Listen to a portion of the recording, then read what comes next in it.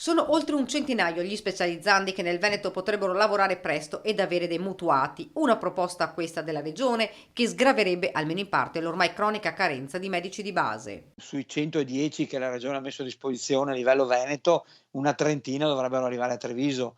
A noi mancano 70 medici di famiglia, quindi sono diciamo circa la metà, ma se riuscissero ad arrivare a 1000 mutuati l'uno, credo che riusciremmo a sanare diverse situazioni che oggi effettivamente sono difficili.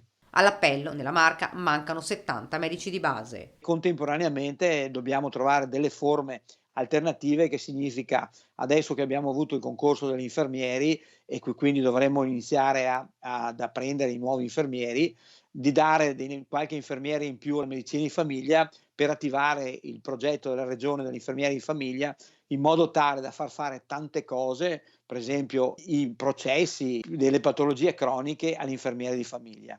Sul fronte Covid sale la preoccupazione per le nuove regole che scatteranno dal 1° maggio. Potrebbe non esserci più l'obbligo della mascherina al chiuso, ma bisognerà attendere la cabina di regia che si riunirà questa settimana. Intanto nella Marca rimangono 77 ricoverati in area non critica e 2 persone in terapia intensiva. Diciamo che noi siamo sempre comunque a un tasso di positivi di 700 su 100.000 abitanti, quindi abbiamo un lieve calo, ma però, manteniamo costantemente ancora le positività da circa una settimana, intorno ai 700, 800 casi positivi su 100.000 abitanti.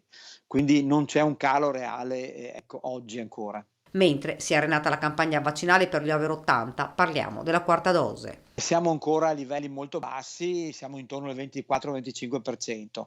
Teniamo anche conto che una buona parte degli over 80 a causa appunto del decadere delle difese anticorpali ha preso il Covid, ha preso l'Omicron 2 e quindi chiaramente queste persone non serve che si vaccinino, però per essere tranquilli dovremmo arrivare al 50%.